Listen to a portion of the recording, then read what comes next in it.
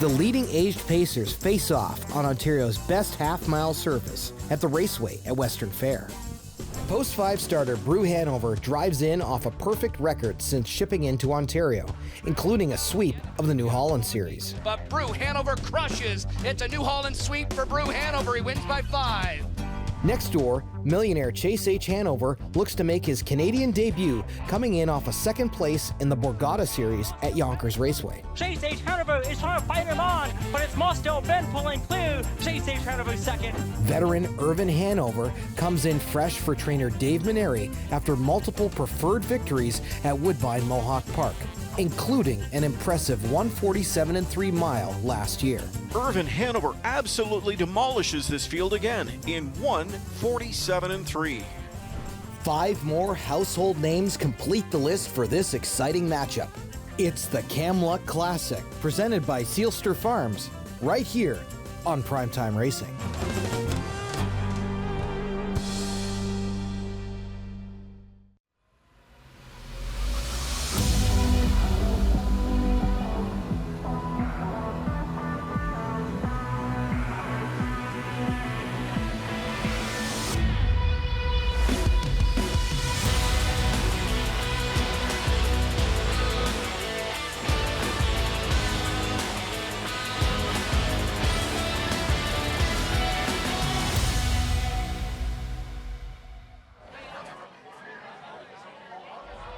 On this late May Friday night, welcome into the Forest City. Welcome to London, Ontario, and the Raceway at Western Fair District.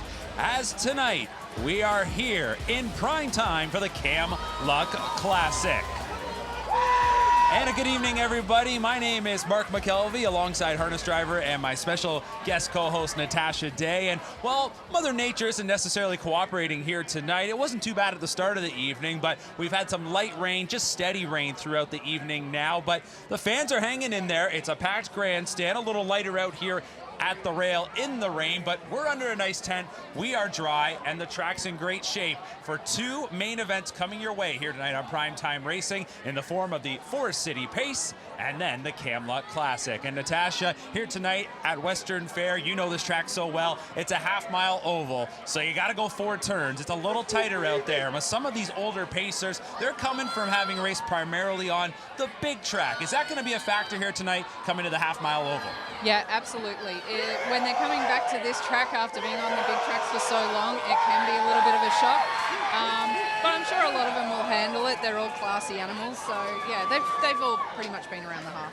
It is a real good-looking contest in the Camluck Classic here tonight. It should promise to be quite the shootout. Really looking forward to it. But at this time, we want to take a closer look at the history of Western Fair. Let you know a little bit about the playground we're on this evening. The Western Fair Association was founded back in the 1800s. It's one of the oldest fair associations in Canada and in North America. A lot goes on these grounds. You've got an arena, an agriplex, of course, the racetrack, and the signature fair that happens each and every September. The one highlight here that I always love to bring up, a nice little fact, is the fact that this is the first track in Canada where they had racing under the lights, the first place where they had nighttime racing. And here tonight, we can call it the site of Friday night lights, as we've got some great harness racing action coming your way. We have a third member of our broadcast team to introduce. That is Jamie Macdonald, and Jamie is standing by over in the paddock.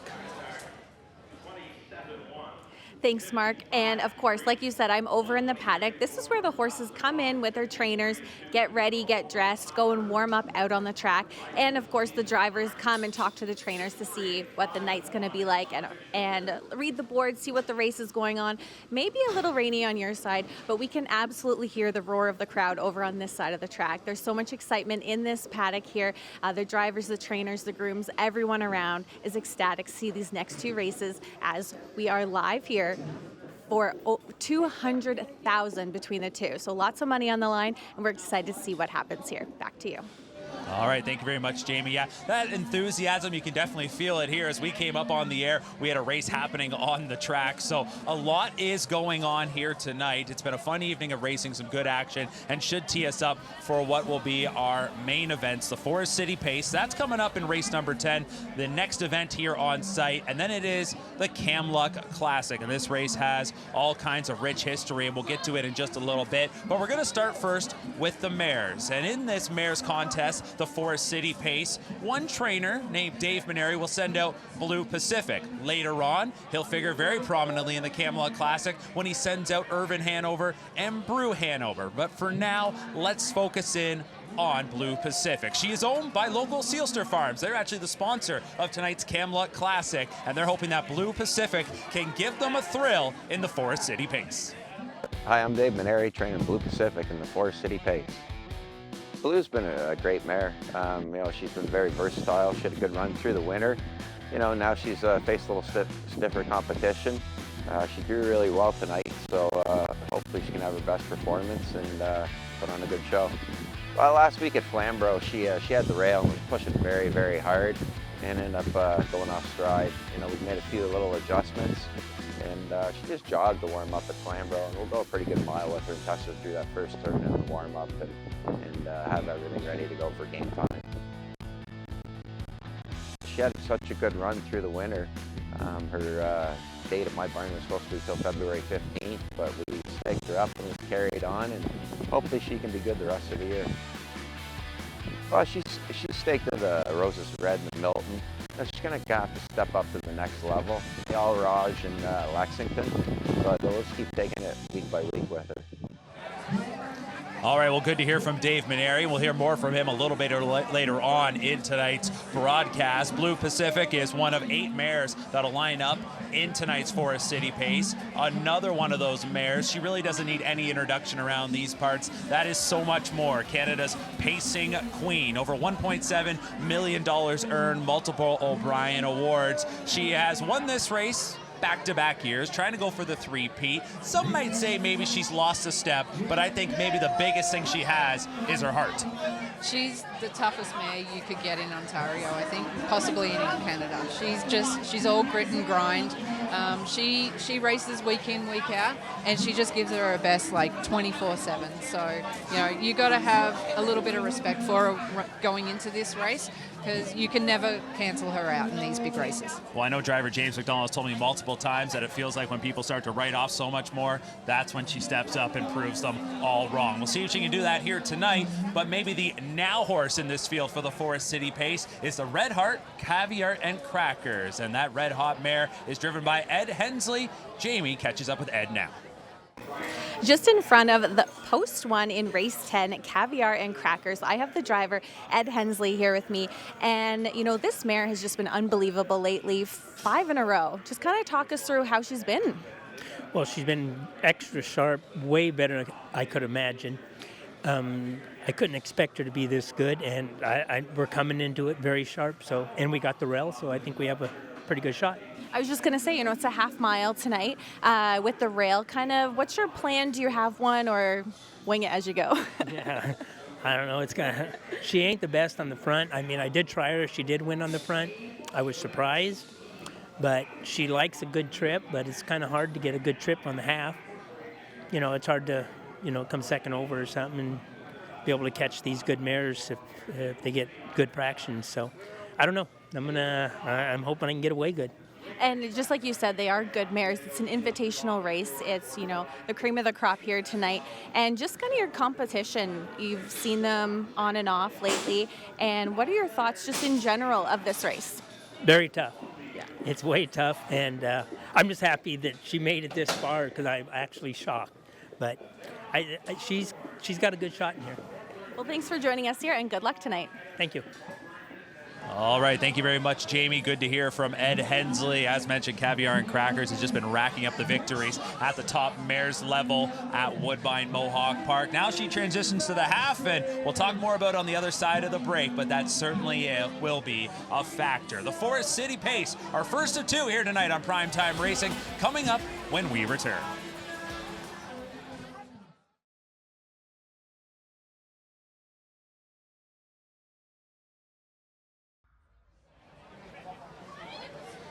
And welcome back, everyone, to Primetime Racing, our exclusive coverage of the Camluck Classic and the undercard feature, the Forest City Pace. $50,000 is the purse for this Mayor's Pace Invitational, a field of 8. Mark McKelvey and Nat Day with you. And Nat, we heard from Ed Hensley prior to the break. He talked about his post-1 starter, Caviar and Crackers, and how she doesn't necessarily like the front, but when you have the rail, everyone's expecting that you're going to push out of there and use it to your advantage.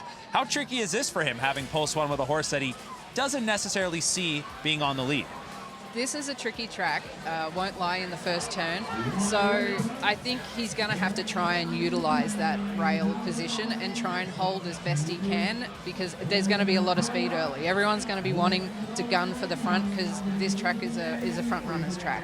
When we get to the Camluck Classic, we have a couple of trip notes that we will pass along. One of them is the fact that winners of this race, typically, they're either first or second at the 3/4 pole. That is a bit of half-mile racing. Not to say that you can't win coming out of the clouds, but you have to be up front. Caviar and Crackers has been racing so well. She's been racing at Woodbine Mohawk Park in the preferred ranks. She's won 5 in a row, so she's trying to make this 6 in a row. Another horse that's been red hot is the number 2, Lady Tara, who we look at right now. And you mentioned this might be a sneaky horse. She hasn't necessarily been racing at that high of a level, but she's racing very well. And she knows London. She's raced here many a time. She's got gate speed, obviously. I think Bob's probably going to be looking at that plan maybe too, try and gun out as hard as he can. It just depends on how much speed is coming from outside, because again, you've got to be on the front end with this speed. It's hard to come around these horses from the back. The 3 victories in a row for the number 2, Lady Terror. There's a peek at Blue Pacific. Trainer Dave Menary, who we heard from, and coming into a night like this, he's loaded for bear with not only Blue Pacific in this race, but a great 1-2 punch in the Camluck Classic. Menary's barn loaded with lots of talent. Nights like these, though, when you come in and you got multiple horses that you expect to race really well, your expectations are probably pretty high. Absolutely, they're definitely high. The only question mark I have with this mare is the break on its last start at Flamborough, which, you know, it just puts a little question mark there. But these horses are class horses. It could be, you know, it could have been anything. She made a break early on in that race. That was a Margaret Juravinski Invitational at Flamborough back on May 18th. You just saw odds on Platinum. She was the winner in that race, so she's trying to come back and make it 2 in a row on half-mile ovals. Goes for trainer Dr. Rhea Moore and driver Louis Waugh. There's a peek, though, at Canada's Pacing Queen. So much more. She's just all great, like you talked about, tough as nails. And familiarity with this track, you talk about Lady Tara.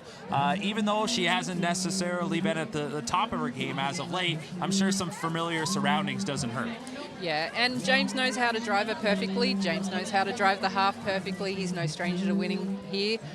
He knows how to win big races. The guy can make his own luck, and this mare can make her own luck too. So you can never count them out. She's just been a pleasure to watch over the course of her career. How about this? 76 career victories. I mean, many would just be lucky to get a couple of wins. She's been to the winner's circle 76 times, and she's got a big cheering section on hand here tonight at Western Fair. There's a look at the 6, a few choice words, who goes for trainer Blake McIntosh. He's going to hand the lines over to a U.S.-based driver, Dan Dubé, Canadian-born reinsman. Veteran reinsman coming in tonight for a drive in the Camluck Classic. Now picks one up here, and sometimes you just like to be Johnny on the spot. Try to make something happen, and switching it up, that's something I want to ask you. Sometimes when you switch up the driver, it just kind of shakes things up for everybody. Sometimes it can lift a horse, you know. Sometimes you get into a complacent mood with the horse and the horse gets complacent with you, and sometimes a change of driver, it really sharpens a horse up. Jody Jamieson had been driving a few choice words. He'll be sitting behind number 7, Grit and Grace, and then the 8 will be Collusion Hanover. If it's your first time watching racing here at Western Fair, well, welcome in. One thing to note, when you look at the starting gate, it is 7 across. Number 8 starts in the 2nd tier. When you're in that 2nd tier, what are your options there? What are you thinking? Because you have a couple of choices who you want to line up behind, but here at this track, do you just primarily want to stick to that number 1? It just depends on who you want to follow. You try to find the horse that's got the most speed that you can follow out, as long as you have speed to go with it. So you could decide to leave out behind, you know, the 4 horse if you want. But yeah, it's definitely a strategy game, especially at this level. But I think there's going to be a lot of speed. I don't think it would matter who you follow out. All right, so the horses are starting to exit the race paddock, and they will come through the tunnel as they're on the other side of the road here at Western Fair, and they'll make their way onto the track, and then we will have the post parade as we'll formally introduce you to this field of 8. $50,000 is the purse for the Forest City Pace. The Camluck Classic, our feature event, is going to go for triple that, $150,000 on the line, as Jamie mentioned a little bit earlier on, $200,000 plus in purses here tonight across the 12 total races here at Western Fair. Of course, we're bringing you this 1-2 punch in the form of the Forest City and the Camluck Classic here on our debut of prime time racing. So the horses are going to come out onto the track. The tunnel's kind of unique, isn't it, to Western Fair? Yeah, tunnel's definitely unique. You have quite a few horses that don't like it, but it's definitely a great feeling when you go through the tunnel. They get awesome photos from the tunnel too. All right, so the horses are stepping out onto the track. We're about to introduce you to the field. Right now, looking up at the betting board, even money favorite is the number 4 odds on Platinum, but right behind at 2-1 is the number 1 Caviar and Cracker. So that favoritism could be flipping back and forth between those two mares. All right, I can hear the bugle playing here on site. Time for the post parade. There's a great crowd on hand. Looks like the rain has maybe subsided a bit, so we'll definitely take that as we're ready for our feature event. And here is the field. Number 1 is Caviar and Crackers. This is a 5-year-old mare owned by Ed and Ashley Hensley. Ashley's the trainer, Ed does the driving, and she's red hot as mentioned. She's won 5 in a row. The number 2 is Lady Tara, 3 win in a row. Karen Carroll owns, Zachary Carroll trains. Bob McClure will do the driving behind this 5-year-old mare. The number 3 will be Blue Pacific. Trainer Dave Menary is just off to a red-hot start in 2025. Doug Mcnair will sit behind. This one is owned by Sealster Farms. She'll have future plans for her in terms of being a brood mare, but for now she focuses on the racetrack. She is 4 for 11 this year. There's a look at number 4, Odds on Platinum. This 4-year-old daughter of Bettor's Delight is owned by Let It Ride Stables and Odds on Racing. Trained by Dr. Ian Moore, who has won the Camluck Classic multiple times. Now looks for the Forest City Pace. Louis Waugh drives. Canada's pacing queen is number 5, So Much More. The now 9-year-old is a 76-time winner, $1.7 million earned. One day we'll likely hear her name called into Canada's Hall of Fame. Dawn and Ken Beatson. Cole England, that's the ownership group, a family affair. Don Beatson trains and James Macdonald drives. The number 6 is A Few Choice Words. This 4-year-old daughter of Courtly Choice is owned by Clancy Farms of Severn, Ontario. Blake McIntosh trains while Dan Dubé gets the driving assignment. 1 for 10 this year, but last year she had a very successful year, made over $450,000. The outside starting spot will be filled by number 7, Grit and Grace, 4-year-old mare who is trained by Michael Kwinowski. Jody Jamieson drives, 5 wins, a 7-time winner last year, so 12 for her career. Looks for her biggest win here tonight. And the number 8, the post 8 starter, so from the 2nd tier, is Collusion Hanover, owned by Determination, trained by Luke Blay. Sam Filion gets the call. She was 4th in her most recent start. She's winless in 6 tries this year, though was a 5-time winner back in 2024. So there you have it. That is the field of 8 here for race number 10. It is the Forest City Invitational Pace, $50,000. I like that we see driver Sam Filion, a young reinsman, getting an opportunity in this spot. But speaking of reinsman, not a young reinsman anymore, someone who has won their fair share of big races in this sport is Bob McClure, and he is sitting behind number 2, Lady Tara. I understand that we have Bob mic'd up. Bob, if you can hear us, how's things going? Oh, it's going good. Been a good night so far. Well, Bob, you're going to be sitting behind Lady Tara here, and Nat and I were talking about it. This is a mare that's racing real well. It's a bit of a step up, but she's on familiar grounds. What do you think of her in here? Oh, yeah. Her advantage absolutely is, you know, they came to her ring. So, you know, she's very experienced here. She's definitely going to handle the turns good. She's got good gate speed. She's definitely taking a big hike up here, but this track can be a great equalizer for horses like this. Post position number 2, so an inside starting spot certainly helps things out here. Caviar and Crackers right beside you. She's racing so well. I mean, this is a pretty deep group.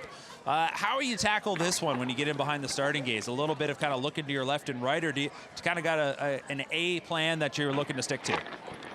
Yeah, I'd say we're just going to leave out as hard as we can, and there's going to be a lot of gate speed, so we'll see where we end up and go from there. But yeah, it's obviously when you're taking this big of a class jump, you know, if she lands third or fourth, there won't be any first stop. But, you know, she might get lucky enough, you know, things open up in these tracks and these races, and she might be able to slide up the rail for a piece.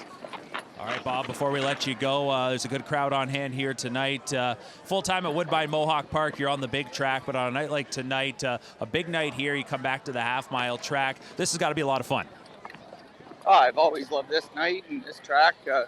Yeah, I spent a lot of time here when I was starting out, especially. You know, it's been very good to me. And, you know what, they always have the track in good condition. I know there's a good crowd on nights like this. This place, you can tell when you're here, they actually love racing horses, and it's you know, you go to other places and, you know, the horse racing's are kind of a side note, but this place has always been a very enjoyable place to work. All right, Bob, thanks so much for doing this and best of luck. Thank you. All right, there's Bob Mcnair behind Lady Tara. Nat, you heard him talk about the fact that he knows it's a class jump for this mare, but he said that this track could almost be a great equalizer. Is that kind of how you see it as well? Absolutely, it can. Like, Bob's got the correct plan. The mare's got great gate speed, so why not try to utilize it? Caviar and Crackers, I mean, I'm pretty sure she'll be great around the half, and Ed'll have the same probably plan. Try and get as far forward early in the race as you can, and I think Bob's plan is, yeah, hope if he's not on the front, hope that the brakes open up and they can get a check at the end of the day, because it will really do the horse's confidence too. It'll step her up to the next level. You know this starting gate very well. Is it something that you can almost time? Is it, if you get right up on there, can that be a bit of a disadvantage? I'm thinking more of some of those outside starters. Do they have to kind of time it if they want to really surge forward? Yeah, the 6-7 hole can be a little tough on this track. You're definitely going a lot faster, and then when it hits the top of the straight, it can actually come back to you a little bit when you're on the outside. So you really have to time it to not hit the gate before it lets you go. So if you got one with a bit of speed, you have to judge it quite well. All right, the gate is rolling. The mares are lining up. It is time for the $50,000 Forest City Invitational Pace. And right now, we turn things over to the voice of Western Fair, Shannon Sugar Doyle. More James Macdonald. A few choice words, Dan Dubé, Grit and Grace. Jody Jamieson treading out, Collusion Hanover, Samuel Filion, 8 starters, 1/8 of a mile out. Picking up speed, here they come for the 2025 edition of the Forest City Pace. They're off. Jody Jamieson hits the go button on Grit and Grace. It's a killer crossover. And off stride goes Odds on Platinum. Odds on Platinum at 3-5 has gone to a break. Grit and Grace from Manitoba on the lead here for Jody. The lead is 3 full lengths. Caviar and Crackers for Alberta is racing second. She's thinking about it. Caviar and Crackers swooping up to grab the lead at the quarter mile. Here it is, 27-3 for Caviar and Crackers. Grit and Grace at 60-1 for a 2-hole ride. Blue Pacific up with them there in third, fourth, and on the in. We've got Lady Tara switching to the outside in fifth, getting underway now. Here comes Canada's pacing queen, So Much More, now in play for James Macdonald. She's going to be second over here at the half. Setting it up third over was Collusion Hanover, a few choice birds, and way back to Odds on Platinum. The half was just 57 flat. Teletimer for sure on the side of Caviar and Crackers, her first go ever on a half-mile track in Canada, showing the way as they head to the backside. Final time, it's Caviar and Crackers up and at her. Blue Pacific tripping out in third has been Grit and Grace. So Much More is getting involved. She's fourth. Fifth and buried is Lady Tara. Then came a few choice words. Collusion Hanover, Odds on Platinum over to 3/4, 125 flat. Still selling it here is Caviar and Crackers trying to buy it. Blue Pacific 3 deep on the outside. Canada's pacing queen, here she comes. What does she got for the stretch drive? So Much More. Widest of all though, Caviar and Crackers finding more. Caviar and Crackers, lady of the hour here. She wins the Forest City Pace. Second best for Grit and Grace. Alberta on the line first. Manitoba second here in 1:53-2.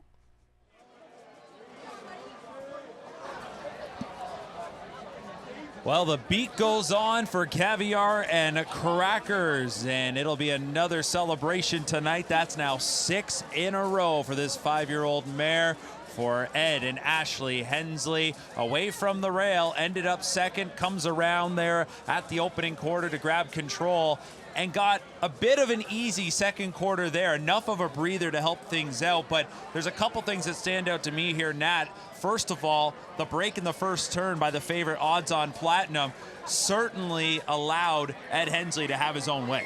It did. It absolutely did.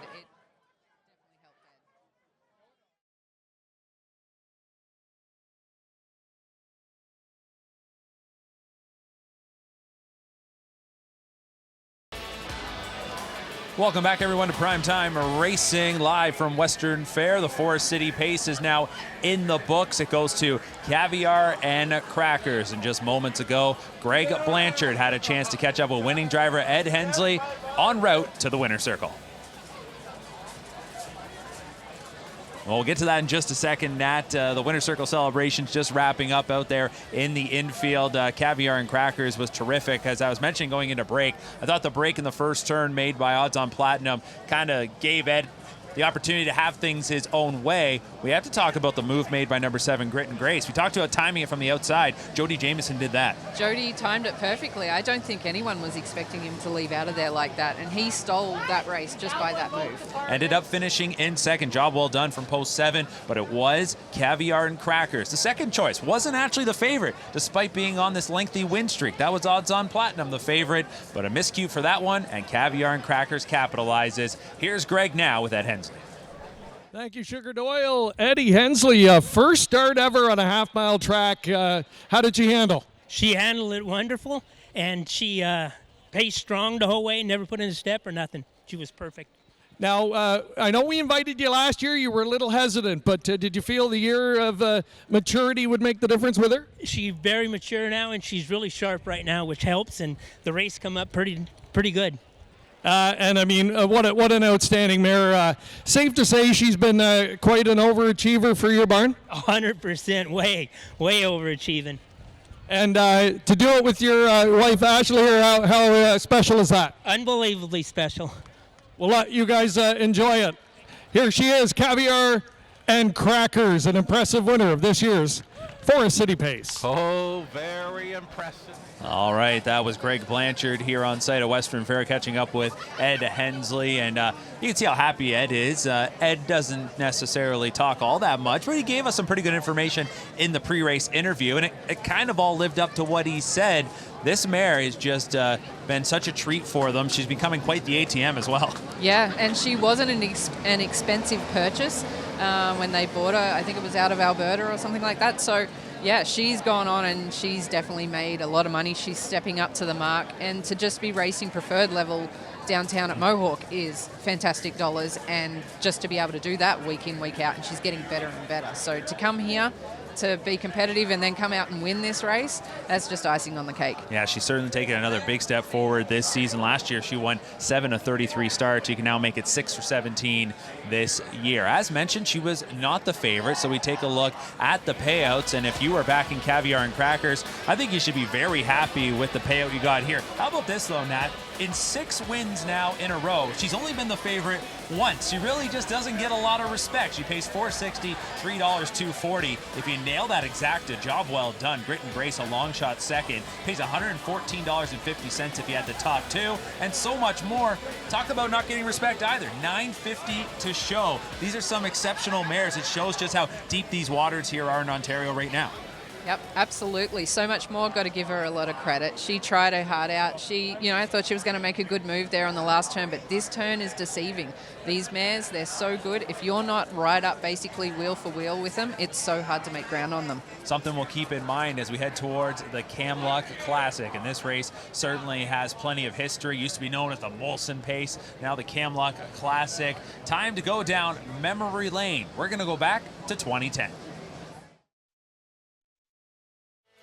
23 3 3/4. They're on the final turn. Foiled again, still in front. One the West is coming. Hypnotic Blue Chip rolled off stride. Down inside Eddie Western card waiting for room, and Stonebridge Terror's getting out late. Foiled again, keeping One the West at bay, but he's coming again. Stonebridge Terror on the far outside. A great finish in the pace. Stonebridge Terror and One the West. Won the West in the last stride. All right, so we go back and see one of the memorable victories from the then Molson Pace, now the Camluck Classic. Kind of a who's who. You saw right there, if you're a longtime fan of harness racing, you just go back and look at it. There's all kinds of memorable names, especially over even the last decade. You think about your state treasurers. You talk then about some of these other horses that have come up and stepped up and won. But there's one name as of late that's looking really good in the Camluck Classic. That's not a horse, though. It's out of a driver in Louis-Philippe Waugh. We're calling him Lucky Louis in this race because he has done nothing but pretty much win it. In 4 appearances, he has 3 trips to the winner's circle, including with Hullabaloo last year, Jimmy Freight in 2022, and Rock and Ron back in 2018. The only time he didn't get to the winner's circle, well, he hit the board. He was 3rd. Louis does exceptionally well, but he seems to like this race, and he's a driver that doesn't race here primarily either. He races at Woodbine Mohawk Park, but he's had a meteoric rise over the course of his career from the fairs in Quebec, and when he comes here, he puts them in play, and he seems to get results. Absolutely. He knows where to place a horse. He has a lot of luck in races. He knows how to make his own luck in the races. And when you're getting on these nice horses that you can do that sort of stuff with, it boosts your confidence so much. And you get a driver that is all of a sudden at an all-time high, and that's dangerous. Well, from those 3 victories, 2 are for the top trainer in the U.S. and Ron Burke, so it shows their confidence when they send horses here. They want to use a driver like Louis Waugh. Jimmy Freight was locally campaigned, so Louis is someone to keep your eye on as we head towards the Camluck Classic. But another horse to keep an eye on in this case is Chase H Hanover, who's had a lot of success at Yonkers, a half-mile oval in New York. Trainer Corey Stratton has shipped this one north for tonight's event, and Jamie had an opportunity to chat with Corey a little bit earlier. Welcome back to the paddock here. I have trainer Corey Stratton with me, who trains the 6 Chase H Hanover. Now, Corey, you guys actually came in from the States, from the racetrack Yonkers. That's where this one's been racing the last few weeks and like all the time. When did you get the invitation for the Camluck, and how did that go about? Greg and I have spoke about it a few weeks ago, and we said let's see how we do in the final of the Borgata. Obviously, Race Super was second, and we took the invite. So. Now that's an 8-hour-ish trek up here to Canada and to London. What does that look like for planning-wise when you guys are going to come up and race? It's nothing major. We stop a couple times, make sure he has water, take him off the trailer, walk him around, all that kind of stuff. Make sure he's healthy and all that, and he's fine. I mean, look at him. He's having fun. So obviously the half mile doesn't make a difference. Yonkers is a half mile, so that racing situation is fine for him. Now coming up here, just the competition. What are your thoughts on the race and who he's against? Yeah, I mean, I don't know any of these horses specifically racing against them, but I mean, they all look like they're super horses. I mean, it's the Open for a reason. He's as good as them. The post kind of stinks, but we'll see what kind of trip we get.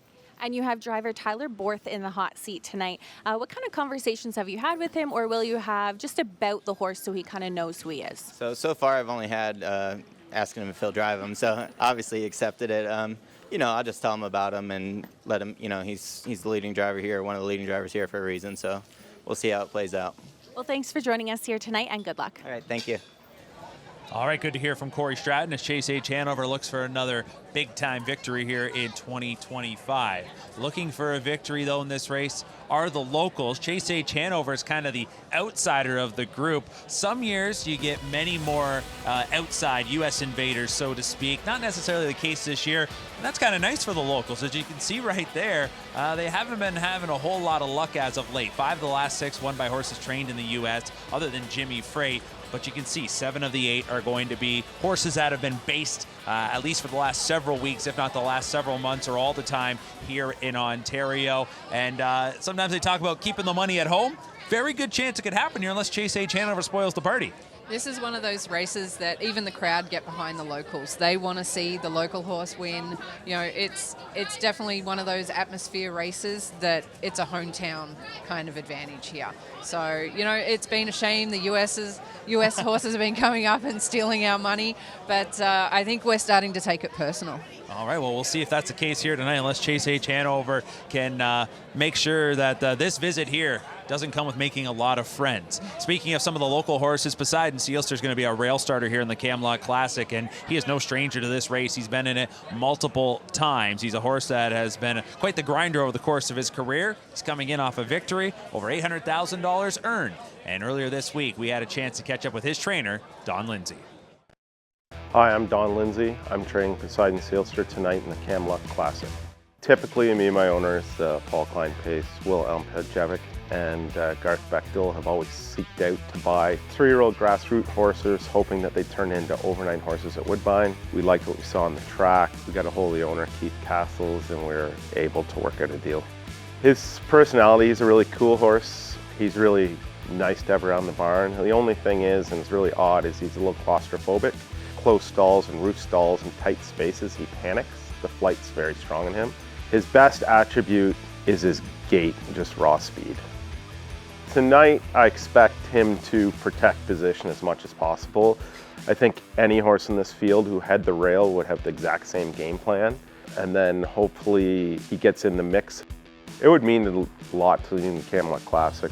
Grew up racing in London, really liked the night. They put a lot of work into it, makes it a lot of fun. And for the horse, I think it'd be really nice because his best races were probably races when he didn't win. So for him to get a win would be really special. Last year was, we were very much worried having the 8-hole in the trailer, how it would play out. He raced great, he was live, had to do a bit of work. 2022 was very exciting. We had the rail, the same as this week. We pushed out hard, Tattoo Artist cut it, and Jimmy Freight came first up, and it was a monster mile that night. He's been really sharp late. He got a class release last week, and he raced like he should in the better start he should. The week before, he had the 9-hole, pace of back half 52, couldn't have been sharper. He's been really sharp over his last 6 or 7 starts. He might not be the toughest horse I've ever trained, but he's by far the quickest turn of foot, sheer speed horse I've ever had for an 1/8 of a mile, a 1/4 of a mile. Jamie is standing by over in the paddock. Driver Jody Jamieson joins us now here ahead of the Camluck Classic as he drives the 2 Lose World. Now, Jody, you have driven this horse before, a few starts back. Just kind of tell us what you remember about that drive. You finished second, which is phenomenal, to actually Fortify, who's in the race as well. He's actually one of the nicest little horses I've driven in the last couple of years. I got to drive him a little bit at the end of last year. I think I won like 4 or 5 in a row with him. He's obviously a huge step up in company tonight in this open class, the Camluck Classic, but I love this horse. Like, he really is a sweetheart. I actually messed up a little bit. I took an aged horse, a 5-year-old, over him 2 starts ago, and Bob got him and won with him and actually beat me that night. But I got lucky to get back on him. I actually love this horse. I think he's got a shot in here, honestly. I mean, he's only 4, but like I said, he's taken a big step up in class, but he was 3rd at Flamborough against 4-year-olds, like really good 4-year-olds in this country, and I think he's got a shot in here with the good draw. And like I said, he's just such a nice little horse, and Gary's got him going right at the right time. Yeah, he's been holding his own, hitting the board week after week. Those top 3 finishes, so you have to have confidence coming in tonight. Yeah, no question about it. He just gives it everything you got every time. He's a typical Sweet Lou, I guess. They want to do it for you. Now let's kind of rewind a bit where you said you had choices between horses and you chose a different one. What does that look like for our viewers, kind of understanding the racing world, and you got to choose which horse you wanted to drive? So I was named on 2 horses. Tan McAuliffe named me on his horse, No Control, who is a really nice horse, and but he's 5. And I was also named on Gary Murner's horse, Lose World, in the same race. So what happens there is Lose World is coming up in class. So I thought, I was thinking No Control is a year older than him, a little more seasoned, maybe a touch faster. So I went with No Control. And, as a driver, you want to take the best horse each time, or the horse that's going to win the race each time. So actually, I took no control, but Lose World beat me in that race by half a length. And really stepped up his game. So Lose World was coming up. I wasn't expecting him to be that good that night. So that's what happened. I ended up getting beat. But normally a driver is trying to take the best horse every time. And I thought I did that night, but I was wrong. So we're not always perfect. Hey, it's, part of it's luck, luck of the draw, where you finish or start from, and, luck around the racetrack. So kind of talking about just the list of horses in this race, all 8 are phenomenal. They really are. This is maybe one of the best fields from 1 to 8 that I've seen in the Camluck Classic, or since it's been renamed the Camluck Classic. I think Poseidon Sealster is a real sleeper with the rail. I'm not sure tonight here at Western Fair that the rail and the 2-hole are going to be that much of an advantage, the way the gate leaves. It really gets out of the way, and the fastest horses that can leave will be on the lead. So I think with the handicappers at home looking at that, you're going to see if a horse shows good or early step, it's going to show good early step here at Western Fair too, and that may not help if you have the rail or the outside. It may not matter.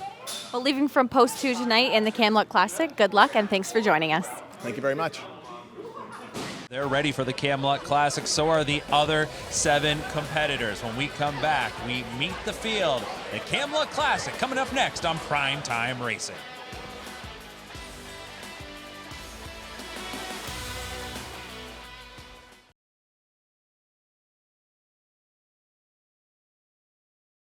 Hi, I'm Dave Menary, training Brue Hanover and Ervin Hanover in the Camluck Classic. Brue Hanover is just a lovely horse. He's the kind of horse that can go to the quarter in 25 and 2 and then go 31 and 2. He'd come up for the New Holland. We were pretty optimistic. He'd already won opens at the Meadowlands and Pocono, and he really blossomed in the New Holland series, and since then he's been unbelievable in the preferred, and hopefully we can keep the ball rolling. Ervin's one of the nicest horses I've seen come into the barn in years.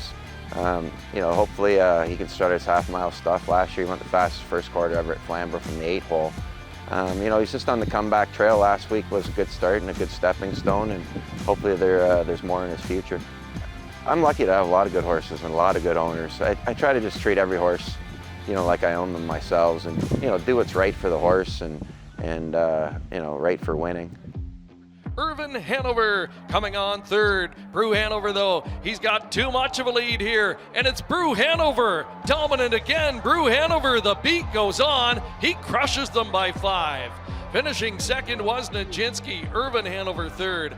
They both come out of the race super. That was the first time James said on Brue, and that was a huge mile that night. It was cold and windy. I think on a regular night it was a mile like 47 and a bit, but Dougie couldn't have been happier with Ervin. Brue kind of had his things his own way with, first start of the year for Nijinsky and Ervin. I don't think Dougie and Louis were looking to remove. Brue kind of got his own way, and both horses were excellent that night. I know Ervin, he's staked up to all the big dances in North America. We'll try to get through this week and hopefully have as much luck possible, and I'd really like to see both horses in the Gold Cup at Mohawk, and then we'll see what route they take after that. The Camluck Classic is coming up in just a couple of moments. Let's take a look at the field. Number 9, Captain Fear Not, the also eligible, does not draw in. So we've got from the inside out and then to the second tier, Poseidon Sealster, Lose World, Blue Hunt, Ervin Hanover, Brue Hanover, Chase H Hanover, Clever Cody, and Fortify from the second tier. Now this is going to be a real fun race as the post parade is just winding down. Each horse getting walked out onto the track for the crowd to get a good opportunity to look at them. Here is one of the main contenders, the current favorite, number 5, Brue Hanover. Driver James Macdonald joins us now as he is mic'd up on the track. James, Brue Hanover. We'll get to him in just a second, but talk about the atmosphere here tonight. The rain's gone away now, and this place is certainly enjoying some great racing. Yeah, it ended up being a great night, guys. The rain held off just enough, and it's been a great night of racing, and the crowd's huge. We got a lot of Brue Hanover fans when I dropped by there the first time. They were all cheering him on, so hopefully he brings his A game and can keep his winning streak going. You talk about that winning streak. I mean, this horse has just continued to rack up the victories, and you got to sit behind him in his most recent start. What'd you learn about him when you drove him back there on May 17th?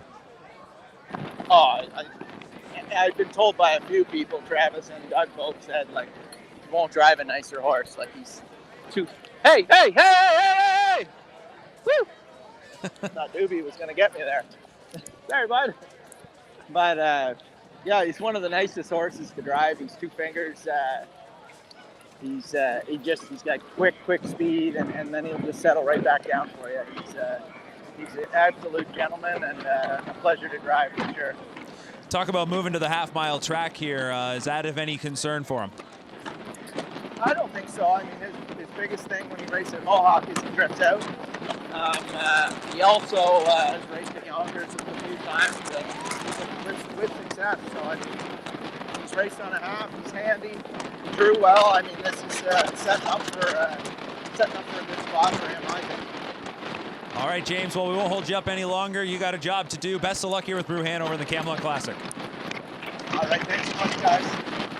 All right, there's James Macdonald and live television. You never know what can happen out there on the track. You got to be paying attention. I'm not going to lie, you got to watch those French drivers. They'll try and take you out any way they can, either in a car or on a horse. So Brue Hanover and James Macdonald are currently the 1-2 favorite. Second choice right now at 7-2 is the number 4 Ervin Hanover. Both these horses come from the barn of Dave Menary. Like we talked about earlier in the broadcast, he's loaded in this division. And what I find interesting about these horses, Nat, is they were sent to him from the U.S. One is owned by Pollock Racing, the other is owned by Burke Racing. Those are major outfits, and they're entrusting a couple of their top older pacers with Dave Menary. When you got a reputation like that of getting results, they're coming to you, and so far he's done exceptionally well with both of these horses. Yeah, I think that's what probably every trainer strives for, is for someone from the States to send you up a top-class horse to entrust you with these sorts of big races, and Dave's got it in spades. He's been doing it a long time, and he knows how to prep one for the big races. So he's definitely got a solid hand in this race, and I wouldn't be shocked if he doesn't come away with a winner. We just saw Ervin Hanover on the screen. There's Poseidon Sealster, but a moment ago we saw Ervin Hanover. Doug Mcnair drives. Here's a horse that finished off last year just picking up the victories, posting some exceptional miles, sub 148 speed late in the year, kind of unheard of in these parts. And then after several months off, he comes off the bench, finished third in his first start back on May 17th when the stablemate Brue Hanover won. Second start out, what's your feeling on that? It just seems pretty normal that they're going to take another step forward. Yeah, I think he'll be tight for this start.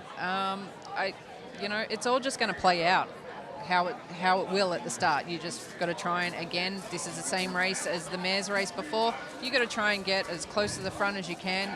If you've got gate speed, utilize it, and just hope that the cards fall in your favor. What I find very interesting is when you look at the post positions 1 through 6, all these horses have a lot of early speed, or at least they get forwardly placed. Not everybody can land on the front, though. There's only going to be one horse cutting it. Do you expect here we're going to see a lot going on up front? Or sometimes in these races, when you expect so much action, everybody sort of waits for everyone else, and then they sort of sit back. You could see that happening as well. Yeah, sometimes it ends up being the horse that's first over, grinding away, can be the one that steals the money. So, I'd love to see, 4 horses going into the first turn, absolutely, going hell for leather. I think we all love to see that, and just basically toughest man standing wins. But it can totally change as soon as that gate leaves. There could only be 2 that decide to leave, and the others try to play the tactics game. So trainer Dave Menary has the number 4 Ervin Hanover and the number 5 Brue Hanover. Both are some standouts in this group and have been terrific in Ontario. The U.S. invader, though, is the 6 Chase H Hanover, who earlier this year finished second in the Borgata. That race on May 9th at Yonkers went for over $700,000. So he is the U.S. hopeful. The locals hoping he doesn't get to the winner's circle. Let's see who prevails in the 2025 Camluck Classic. Sugar Doyle has the call. Tyler Borth, Clever Cody outside with Louis Philippois, Fortify in the back tier spot, Dan Dubé. Field of 8 behind the gate. They're at the top of the stretch. Presented by Sealster Farms. It's the $150,000 Camluck Classic. They're off. It's on. Brue Hanover leaving sharply here for James Macdonald. Chase H Hanover looking for a spot up close. Little steppy on the front end.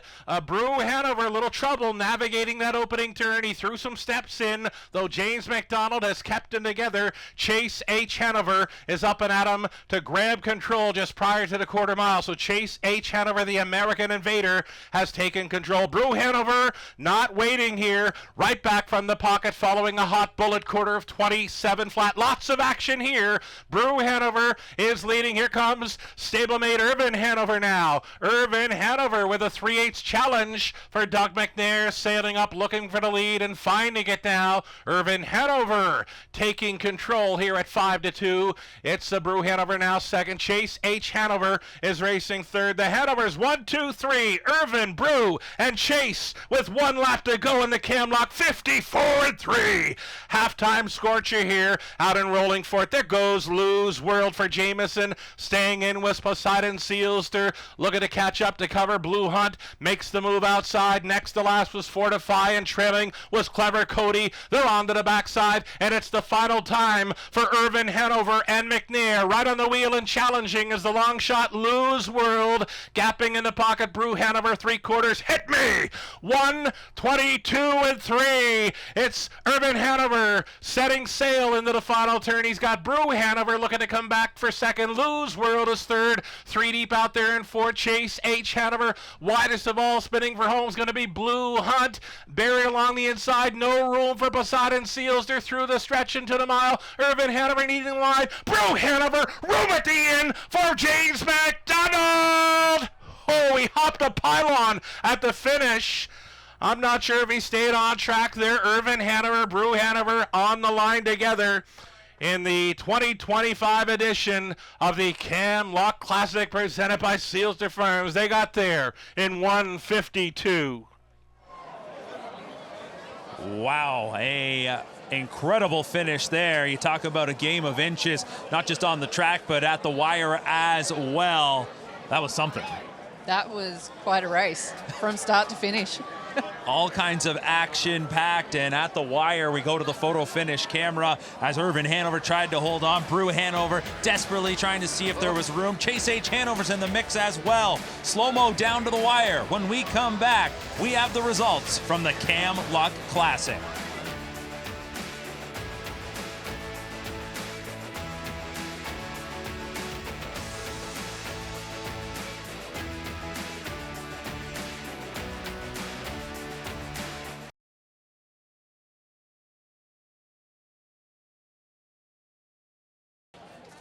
And we're back on Primetime Racing. We'll take another look at the finish of the Camluck Classic. We slow it down for you. On the lead is Ervin Hanover, the number 4. Number 5, Brue Hanover, is trying to squeeze up the inside, trying to find racing room without going inside the pylons. And then at the wire, you will see Brue Hanover jump a pylon right there in a photo finish. In the photo finish, Nat, Brue Hanover got there first. Has been put up as the winner, but there is an inquiry as the judges review it. And maybe you can explain for the viewers at home what they're looking at. Probably there could be a couple things in this race, but primarily it would be the stretch drive. Yeah, the James, who was sitting in the 2-hole behind Doug Mcnair, Doug shifted off a little bit. James tried to take the run on the inside. Now, if there was enough room or not, that's for the judges to decide. You know, when you're going for this sort of money, you go where you can. But he also ended up going inside a couple of pylons right before the finish. And there is a ruling where I think it's like you're not allowed inside 2 or more pylons. So that's up for the judges to decide whether there was room for James initially to get up there or whether he forced his way up there. So either way, Dave Menary.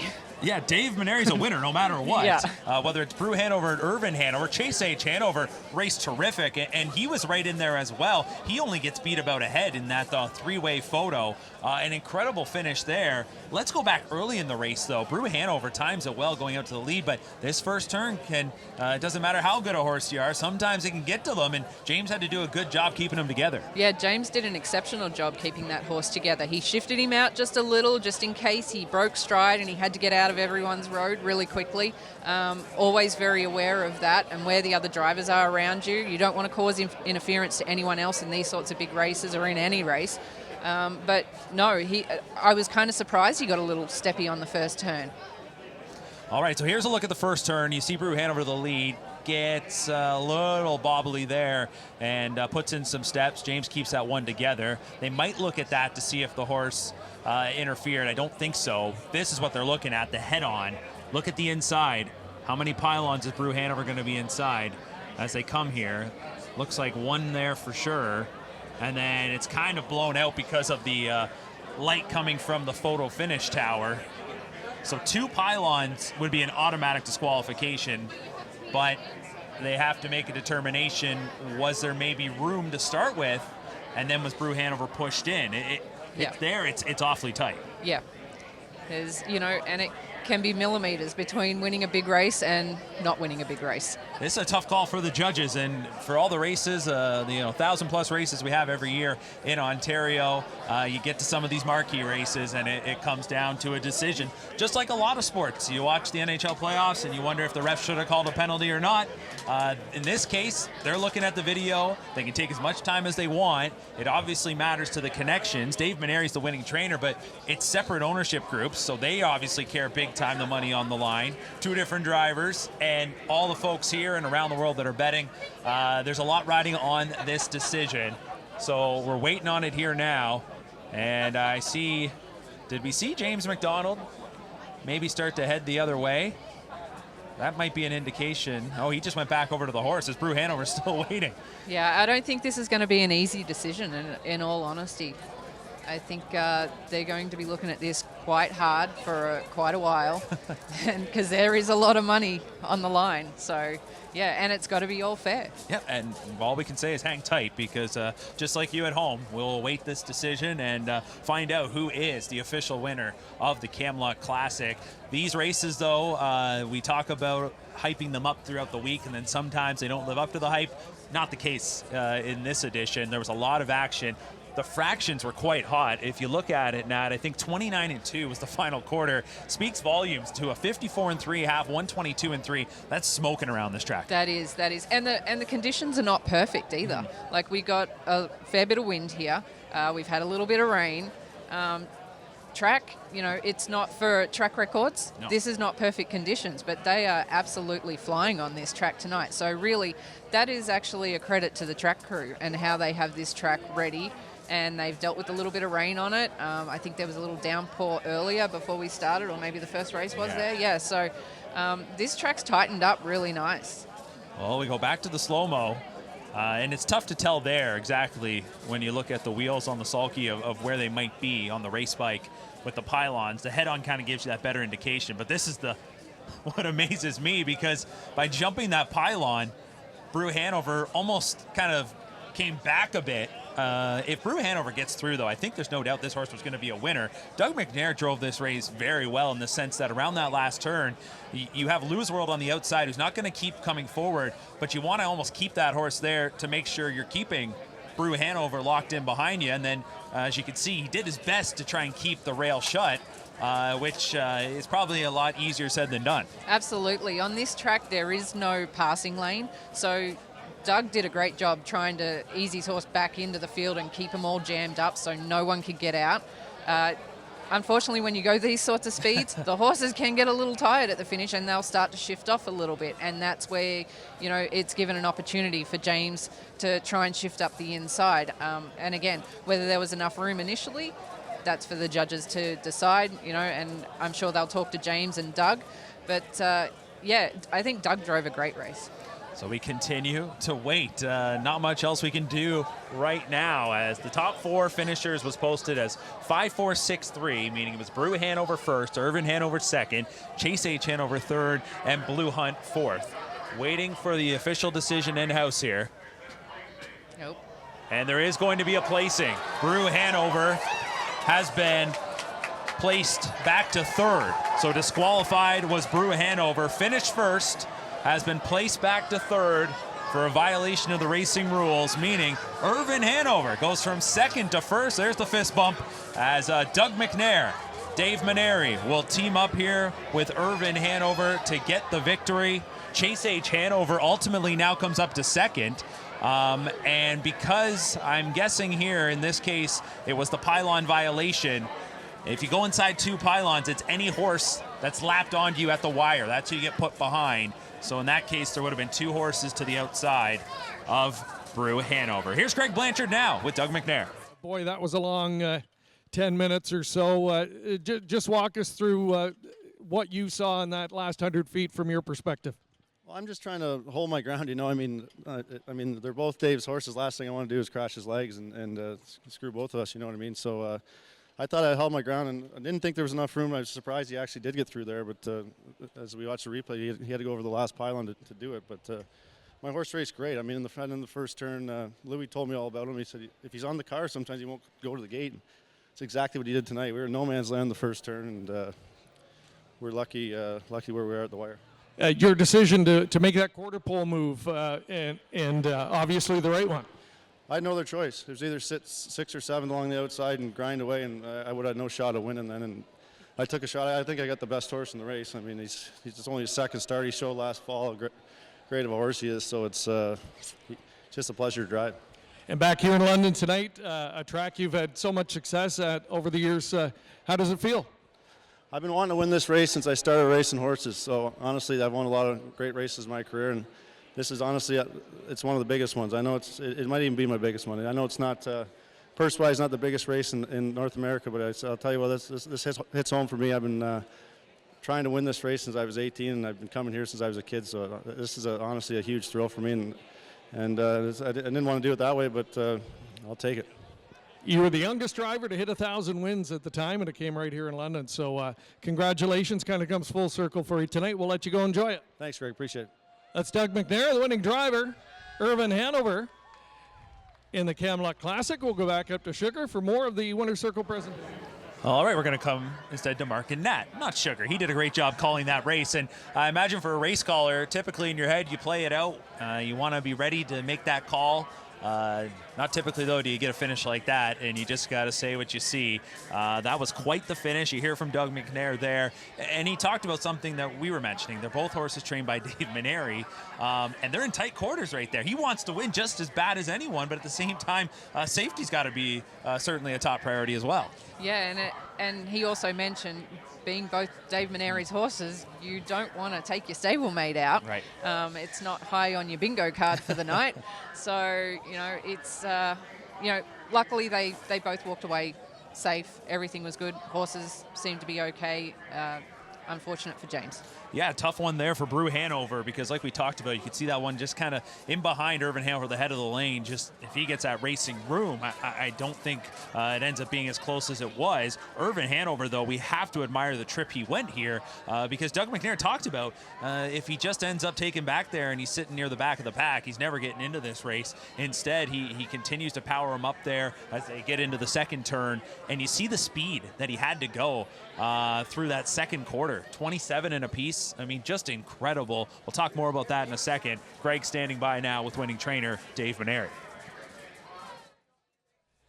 Thank you, Sugar. Yeah, an excited Dave Menary, but tell us about your emotions as a trainer of both horses involved in the inquiry for the win in such a significant race.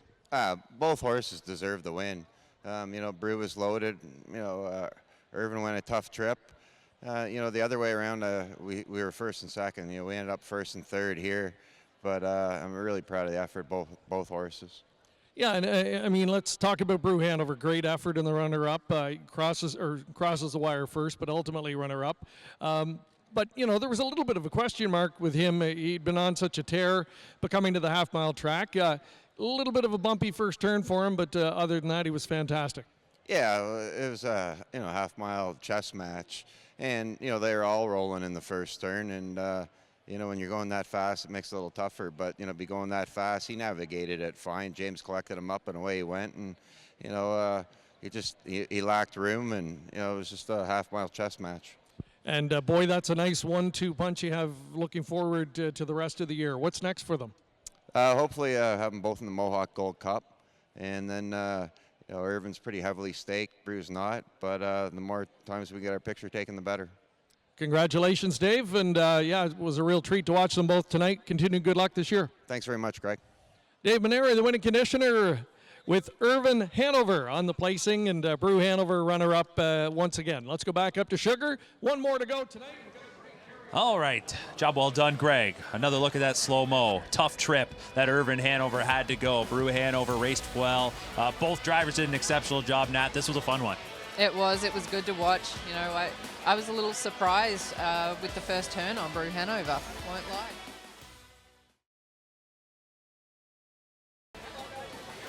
Well, primetime racing rolls along here tonight from Western Fair in London, Ontario. We're about to put a bow on things on coming into a night where we knew we were going to see a couple of great races. We just didn't know how exciting they were going to be. Mark McKelvey and Natasha Day with you. Nat, a lot of fun. Those two races right there kind of set the tone for this season of primetime racing. I'll say this, we want action in races. That's what we got here tonight. And I'm still trying to get over what we saw in the Camluck Classic, because you don't necessarily get those kind of finishes in big races every day. No, you very rarely see that sort of thing happen in these big races. But this is half-mile racing, so you know things get serious, things get tight. I actually got to say, Tyler Borth drove a sensational race with the US Invader. Smart, blasted out. And, you know, I think home track advantage there with Tyler here. He knows exactly how these races go. The inside doesn't open up all that often, and yeah, he's pushed through. He's ended up second, and I'm like, you know, kudos to him.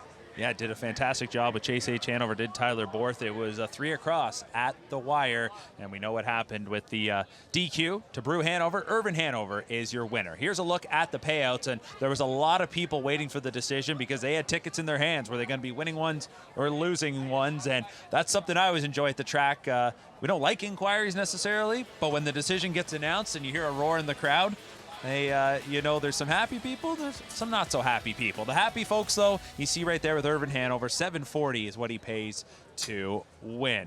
All right, let's take a look back now at the two races we presented to you here tonight. We'll start first with the Forest City Pace, and it was Caviar and Crackers as the beat goes on for this 5-year-old mare. Now 6 straight victories, and hey, this was an impressive victory, not nearly as dramatic as the one we're about to show you, but she was great. She was a top man. Like, that was a top race, and I think she's just going to get better and better. She's going to be a fun horse to track throughout the season, and here was them coming down to the wire in the Camluck Classic. Ervin Hanover up the rail, squeezing through Brue Hanover. Ultimately, the judges deciding that horse did not have the room, was inside 2 pylons, got there first. But in that photo finish, we'll ultimately see that horse set back to 3rd, and Ervin Hanover does prevail. Dave Menary's got quite the 1-2 punch, though, in the open ranks here in Ontario. Nat, this was a lot of fun. It was. I enjoyed it. Thanks for inviting me. Well, thank you very much. And we hope to have you back here soon on Primetime Racing. Primetime Racing will be coming your way next on June 14th. And it is Canada's most prestigious harness race. It is the $1 million Pepsi North America Cup. We'll be live here on Game Plus at 10 p.m. as we'll have coverage of that $1 million dash from Woodbine Mohawk Park in Campbellville, Ontario. On behalf of Natasha Day, Jamie Macdonald, and the entire crew behind the scenes, my name is Mark McKelvey. Thanks so much for joining us here tonight on Primetime Racing.